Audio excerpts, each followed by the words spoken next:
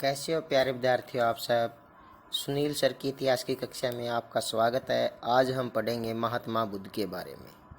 महात्मा बुद्ध जो हैं 6ठी शताब्दी ईस्वी के महान विचारक थे। वो न केवल भारत के महान विचारक थे अपितु विश्व के भी अपने समय के बहुत ही प्रसिद्ध विचारक और शिक्षक थे। उन्होंने बौद्ध धर्म की स्थापना की। उनके बारे में हम जानेंगे। जो महात्मा बुद्ध का जन्म है वो 563 ईस्वी में हुआ था। जी हाँ, महात्मा बुद्ध का जो जन्म है वो 563 ईस्वी में हुआ था। और जो उनका जन्म स्थान है वो था लुम्बिनी वन। जी हाँ, जो लुम्बिनी वन है वो वर्तमान में नेपाल की तराई में पड़ता है। जो महात्मा बुद्ध हैं उनके पिता का नाम राजा सुधोधन था, जो शाक्य गणराज्य के प्रधान थे और उनकी राजधानी कपिलवस्तु थी। और महात्मा बुद्ध का जब जन्म हुआ तब उनकी माता, जी हाँ, उनकी माता का नाम था महारानी महामाया देवी। उनकी माता अपने नहर देवदह जा रही थी तो रास्ते में लुम्बिनी वन में उनको प्रसव पीड़ा शुरू हो गई और वहीं पर जो है आम्बर कुंज वाटिका में सिद्धार्थ का जन्म हुआ था। जन्म के समय महात्मा बुद्ध का नाम सिद्धार्थ रखा गया। उनके पिता का नाम सुधोधन था, लेकिन जन्म के कुछ दिन बाद ही उनकी माताजी की मृत्यु हो गई। इसलिए उनका पालन पोषण उनकी मौसी महाप्रजापति गौतमी ने किया। उनका पालन पोषण महाप्रजापति गौतमी ने उनका पालन पोषण किया। और आप देखोगे कि जब बौद्ध धर्म का ये प्रचार प्रसार करने लगेंगे महात्मा बुद्ध, तब महाप्रजापति गौतमी ही जो है पहली महिला भिक्षु बनेंगी। तो महात्मा बुद्ध का जन्म के बाद हम देखते हैं कि जब उनका जन्म हुआ तो राजा सुधोधन के दरबार में कुछ ज्योतिषियों ने भविष्यवाणी की कि या तो जो है सिद्धार्थ बड़ा होकर एक चक्रवर्ती सम्राट बनेगा या फिर एक बहुत बड़ा सन्यासी बनेगा। इसलिए राजा सुधोधन थोड़ा चिंतित रहने लगे और उन्होंने महल में ही, कपिलवस्तु के महल में ही सिद्धार्थ की सारी सुख सुविधाओं का वहाँ पर व्यवस्था कर दी और बड़े ही प्यार से लालन पालन किया। और ताकि महात्मा बुद्ध का ध्यान, सिद्धार्थ का ध्यान या महात्मा बुद्ध का ध्यान जो है संन्यास की ओर ना जाए, इसलिए उन्होंने 16 वर्ष की आयु में एक सुंदर कन्या जिसका नाम यशोधरा था उससे जो है महात्मा बुद्ध की शादी कर दी। और उन्हीं से जो है यशोधरा से ही महात्मा बुद्ध को एक पुत्र उत्पन्न हुआ जिसका नाम उन्होंने राहुल रखा। लेकिन नीति को कौन टाल सकता है। एक दिन क्या हुआ कि सिद्धार्थ ने अपने जो रथवान हैं उनको कहा कि आप ना एक बार मेरे को महल से बाहर लेके जाइए और मेरे को शहर देखना है। और महात्मा बुद्ध या सिद्धार्थ जब शहर में घूमने गए तो उन्होंने 4 दृश्य देखे। जी हाँ, सिद्धार्थ ने 4 दृश्य देखे। उन 4 दृश्यों में सबसे पहला था एक कमज़ोर वृद्ध व्यक्ति जिसका शरीर जर्जर हो चुका था, जिसके अंग शिथिल हो चुके थे। दूसरा उन्होंने देखा एक बीमार व्यक्ति जो बहुत ही पीड़ा में था।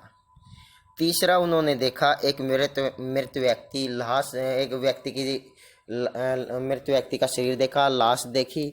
उस लाश को देख करके जो है बुद्ध का मन बदल गया।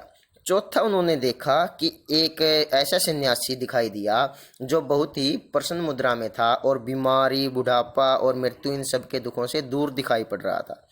इसलिए जो है इन चारों दृश्यों को देखकर जो सिद्धार्थ का मन में काफ़ी बदलाव आया और उन्होंने संन्यास लेने का फैसला कर लिया। अब जब 29 वर्ष के सिद्धार्थ हुए तो उन्होंने एक रात क्या हुआ, अपनी पत्नी और सोए हुए पुत्र को छोड़कर वो घर से निकल पड़े।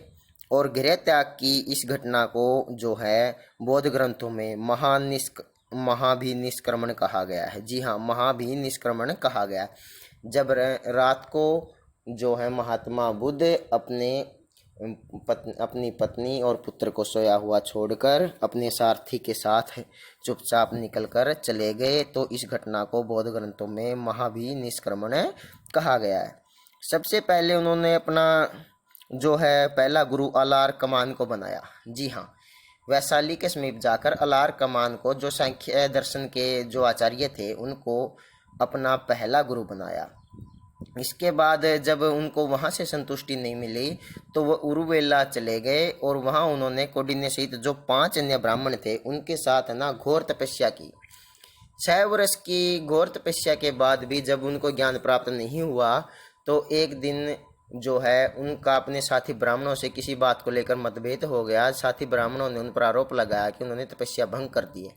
इसके बाद उरुवेला में ही उनसे दूर जाकर जो है सिद्धार्थ तपस्या करने लगे और 49वें दिन, जी हाँ, तपस्या करने के 49वें दिन जो है वैशाख पूर्णिमा के दिन उरुवेला में ही बुद्ध को ज्ञान प्राप्त हो गया। और जिस वृक्ष के नीचे उन्हें ज्ञान प्राप्त हुआ उसको बोधि वृक्ष कहते हैं। जी हाँ, जो पीपल का वृक्ष था जिसके नीचे उन्होंने ज्ञान प्राप्त हुआ उस वृक्ष को बोधि वृक्ष कहते हैं। और उरुवेला, जी हाँ, उरुवेला जिस स्थान पर उन्हें ज्ञान प्राप्त हुआ था उसको अब बोध गया के नाम से जाना गया। बोध गया के नाम से वो प्रसिद्ध हो गया। इसके अलावा जिस नदी के किनारे उन्हें ज्ञान प्राप्त हुआ था उसको निरंजना या पुनपुन नदी के नाम से जाना जाता है। इस प्रकार ज्ञान प्राप्ति के बाद जो है ज्ञान प्राप्ति के बाद सिद्धार्थ महात्मा बुद्ध या तथागत कहलाए। ज्ञान प्राप्ति के बाद सिद्धार्थ गौतम बुद्ध के नाम से ज़्यादा प्रसिद्ध हुए। अब उन्होंने क्या किया, अब महात्मा बुद्ध ने उन्हीं 5 ब्राह्मणों को, जी हाँ, जो उनका तपस्या में साथ छोड़ गए थे, उन्हीं 5 ब्राह्मणों को अपना सबसे पहला उपदेश सारनाथ में दिया। जी हाँ, कई जगह इसको मृगदाव भी लिखा हुआ मिलता है, ऋषिपत्नम भी लिखा मिलता है। तो ये सारे सारनाथ के ही नाम है, सारनाथ में ही पढ़ते हैं। तो उन्होंने सारनाथ में, ऋषिपत्नम व मृगदाव में अपने 5 जो साथी ब्राह्मण थे उनको अपना पहला उपदेश दिया। जी हाँ, ज्ञान प्राप्ति के बाद बुद्ध ने अपना पहला उपदेश उन्हीं 5 साथी ब्राह्मणों को दिया जो उनका तपस्या में साथ छोड़ गए थे।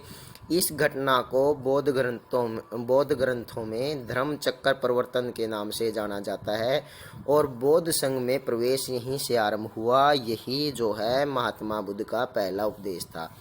तो कई बार पेपर में आ जाता है महात्मा बुद्ध ने पहला उपदेश कहाँ दिया, सारनाथ या ऋषिपत्नम या मृगदाव में दिया। ये तीनों एक ही स्थान है। ठीक है, आपको है ना कंफ्यूज नहीं होना। तो इस घटना को किस नाम से जाना जाता है? इस घटना को धर्म चक्कर परिवर्तन के नाम से जाना जाता है। और बुद्ध ने जो अपने सबसे ज़्यादा उपदेश दिए थे वो श्रावस्ती नामक स्थान पर दिए थे। उन्होंने मगध को प्रचार का अपना मुख्य केंद्र बनाया। बुद्ध के प्रसिद्ध अनुयायियों में जो उस समय के शासक थे बिम्बिसार, प्रसेनजित, उदयन थे। बुद्ध का जो प्रधान शिष्य था, सबसे मुख्य शिष्य उपाली व आनंद थे और प्रिय शिष्य आनंद था। सारनाथ में बौद्ध संघ की स्थापना हुई। महात्मा बुद्ध ने अपने जीवन के अंतिम पड़ाव में, जी हाँ, जब महात्मा बुद्ध जो है शरीर त्यागने के निकट थे तो अंतिम पड़ाव में वो हिरण्यावती नदी के निकट कुशीनारा में पहुँचे और यहीं पर, जी हाँ, यहीं पर जो है महात्मा बुद्ध जी ने अपने शरीर का त्याग किया। 80 वर्ष की आयु में 483 ईस्वी पूर्व में कुशीनगर या कुशीनारा भी बोल देते हैं इसको, कुशीनगर और कुशीनारा एक ही बात है। यहीं पर 80 वर्ष की आयु में 483 ईस्वी पूर्व में जो है महात्मा बुद्ध जी की मृत्यु हो गई। इस दिन भी वैशाख पूर्णिमा थी। बौद्ध ग्रंथों में इस घटना को महापरिनिर्वाण कहा जाता है, यानी महात्मा बुद्ध के द्वारा शरीर त्यागने की घटना जो है बौद्ध ग्रंथों में, बौद्ध धर्म में महापरिनिर्वाण कहलाती है। इसका शाब्दिक अर्थ होता है दीपक का बुझ जाना। मृत्यु से पूर्व कुशीनारा के परिवारजक सुबच को उन्होंने अपना अंतिम उपदेश दिया था। तो अंतिम उपदेश किसको दिया था? सुबच को।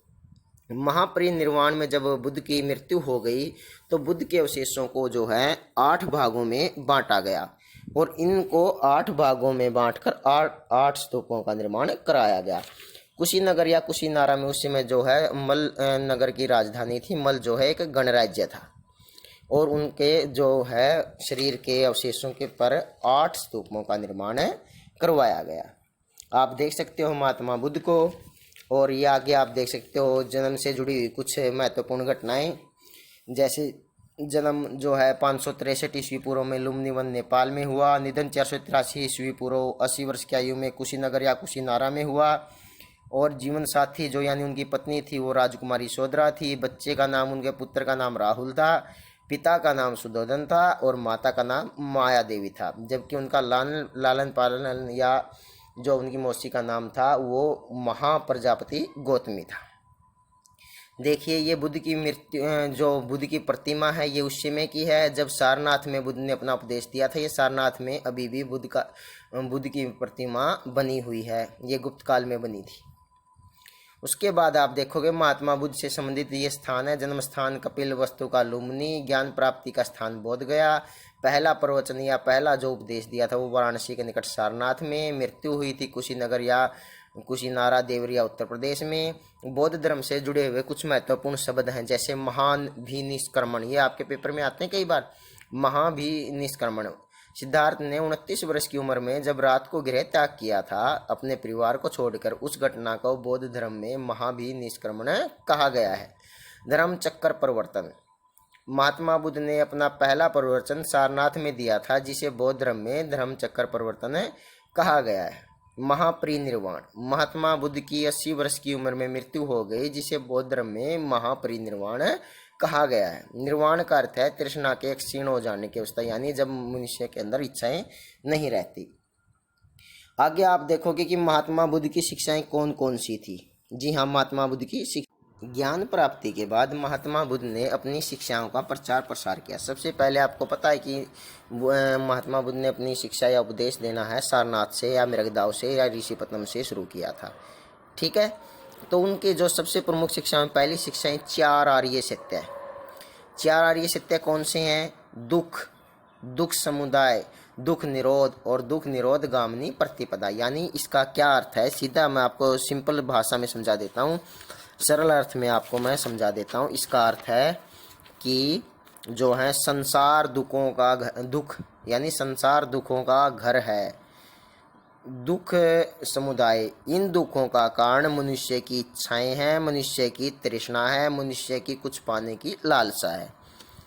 और तीसरा है दुख निरोध, यानी दुखों को रोका जा सकता है, दुखों पर काबू पाया जा सकता है। तो कैसे पाया जा सकता है? यानी इच्छाओं के त्याग से दुख दूर हो सकते हैं। दुख निरोध गामिनी प्रतिपदा, यानी दुखों से निरोध के लिए या बचने के लिए, इन दुखों से बचने के या इच्छाओं से बचने का क्या रास्ता है? तो इन दुखों या इच्छाओं से बचने का रास्ता है अष्टमार्ग। जी हाँ, क्या है? अष्टमार्ग जो है, आष्टिक मार्ग भी, अष्टांगिक मार्ग भी बोल देते हैं, आष्टिक मार्ग भी बोल देते हैं, और या इसको अष्टमार्ग भी बोल देते हैं। तो बुद्ध ने जो है इनसे बचने के लिए, दुखों से बचने के लिए 8 मार्ग बताए। तो 8 मार्ग कौन से हैं? अगला सिद्धांत कौन सा है? अष्टांगिक मार्ग, यानी 8 मार्ग कौन से? सम्यक दृष्टि, सम्यक संकल्प, सम्यक वाणी, सम्यक कर्म, सम्यक आजीव, सम्यक व्यायाम, सम्यक स्मृति, सम्यक समाधि।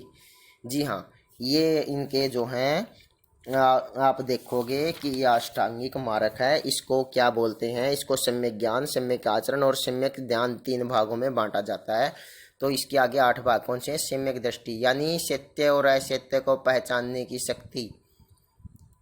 आगे है सम्यक संकल्प, इच्छा और हिंसा रहित संकल्प। सम्यक वाणी, सत्य और विनम्र यानी मृदु वाणी। सम्यक कर्म, सत्य कर्म, दान, दया, सदाचार, हिंसा इत्यादि। सम्यक आजीव, यानी जीवन यापन का सदाचार पूर्ण और उचित मार्ग, यानी बिल्कुल सीधा साधा और सरल जीवन। सम्यक व्यायाम, यानी विवेकपूर्ण प्रयत्न, यानी लगातार प्रयास करते रहना। सम्यक स्मृति, अपने कर्मों के प्रति विवेकपूर्ण ढंग से सचेत रहने की शिक्षा देना, यानी अपने कर्मों के प्रति सजग रहना। सम्यक समाधि, चित्त की एकाग्रता, यानी अपने जो मन को है एक जगह पर टिकाए रखना। आगे बुद्ध ने निर्वाण को सरल बनाने के लिए 10 शीलों पर बल दिया। जी हाँ, बुद्ध ने 10 शीलों पर बल दिया था। इनमें से जो है गृहस्थ के लिए तो पहले 5 शील थे, यानी जो व्यक्ति बौद्ध धर्म को मानता है और अगर उसने विवाह कर रखा है, गृहस्थ जीवन या सामाजिक जीवन जी रहा है, तो उसको पहले प्रथम 5 से इनमें से शील मानने होंगे। जबकि जो भिक्षु बन गया है, बौद्ध धर्म जिसने अपना लिया है, उसको 10 के 10 शील मानने होंगे। तो कौन कौन से थे 10 शील? अहिंसा, सत्य, अस्ते, अस्ते का अर्थ है चोरी न करना।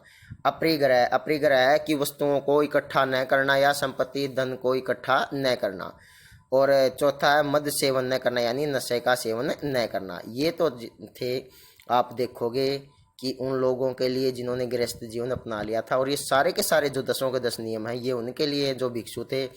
भिक्षुओं के लिए अगले 5 नियम और कौन से ऐसे में भोजन न करना, सुखप्रद बिस्तर पर नहीं सोना, धन संचय न करना, स्त्रियों से दूर रहना, नृत्य गान आदि से दूर रहना। तो देखोगे प्रथम 5 जो सील हैं वो गृहस्थों के लिए हैं, और अगले जो 5 10 के 10 जो सील हैं 5 गृहस्थ वाले और 5 और वो सील जो हैं वो भिक्षुओं के लिए। इसके अलावा जो बुद्ध की अन्य शिक्षाएं थी, कर्म में विश्वास। जी हाँ, महात्मा बुद्ध जी हैं जो वो कर्म में विश्वास रखते थे और कर्म करने की वो शिक्षा देते थे। महात्मा बुद्ध जी कहते थे कि मनुष्य स्वयं अपना भाग्य विधाता है, जैसे कर्म मनुष्य करेगा वैसा ही फल मिलेगा। अगला उनका सिद्धांत था अहिंसा में विश्वास। महात्मा बुद्ध जी हिंसा के खिलाफ थे, वो अहिंसा में विश्वास रखते थे। अहिंसा का अर्थ वो किसी को दुख पहुंचाने से, किसी जीव की हत्या करने से, इन सब से रखते थे। आत्मा के अस्तित्व में अविश्वास। जो है महात्मा बुद्ध महात्मा के अस्तित्व और ईश्वर के अस्तित्व में विश्वास नहीं रखते थे, इसलिए उसको आत्मा को नहीं मानते थे। अगला है पुनर्जन्म में विश्वास। महात्मा बुद्ध जो है पुनर्जन्म में विश्वास रखते थे। महात्मा बुद्ध मानते थे कि आदमी जैसे कर्म करेगा वैसा उसको फल मिलेगा और अगला जन्म भी उसको वैसा ही मिलेगा। इसलिए महात्मा बुद्ध जी कहते थे आप सद्कर्म कीजिए और अगला जन्म आपका सही होगा। यानी महात्मा बुद्ध जी जो है आदमी के पुण्य और दोबारा जन्म लेने में विश्वास रखते थे। ईश्वर के अस्तित्व पर मौन। एक बात देखने में आई है कि महात्मा बुद्ध जी हैं आत्मा में विश्वास नहीं रखते थे, इसलिए वो ईश्वर के अस्तित्व पर मौन है। अगर वो ईश्वर का अस्तित्व मान लेते तो फिर उनको आत्मा का अस्तित्व मानना पड़ता। तो इस संबंध में वो क्या जानबूझकर ईश्वर के अस्तित्व में चुप रहे। इस संबंध में वो किसी विवाद में नहीं पड़ना चाहते थे, परंतु यह अवश्य मानते थे कि संसार संचालन में कोई न कोई शक्ति ऐसी जरूर है जो काम करती है। इस शक्ति को उन्होंने धर्म का नाम दिया। इसके अलावा जो है जाति प्रथा में अविश्वास। बुद्ध जी जो थे समानता में विश्वास रखते थे, वो जाति प्रथा में विश्वास नहीं रखते थे। आगे यज्ञों तथा बलि पर अविश्वास। जो महात्मा बुद्ध जी हैं ब्राह्मण धर्म में जो यज्ञ और बलि चढ़ाई जाती है उसका विरोध करते थे, उसमें अविश्वास रखते थे और कहते थे कि इनका है ना मानव जीवन पर कोई प्रभाव नहीं पड़ता। इससे तो क्या है वापिस धर्म में जो है आडंबर बढ़ता है और जो जीव हत्या का हम पर दोष लगता है। वेद संस्कृत और ब्राह्मणों की सर्वोच्चता पर अविश्वास। जो महात्मा बुद्ध जी कहते थे जो वेद हैं, संस्कृत भाषा है और ब्राह्मणों की सर्वोच्चता ये स्वीकार नहीं करते थे। वो कहते थे कि भाषाएं सभी बराबर हैं, जो भाषाएं हैं वो सभी बराबर हैं और ब्राह्मण हैं वो विशिष्ट नहीं हैं, सभी वर्ग समान हैं। इसके साथ साथ उन्होंने ये भी कहा कि जो भाषा है वो ऐसी होनी चाहिए कि जिसे लोग समझ सके। इसलिए महात्मा बुद्ध ने अपने जो विचार हैं वो पाली भाषा में दिए। जी हाँ, बार बार आपके एग्जाम में आता है कि महात्मा बुद्ध ने अपने उपदेशों के लिए कौन सी भाषा का प्रयोग किया, तो पाली भाषा का प्रयोग किया। इस प्रकार आज के लिए इतना ही।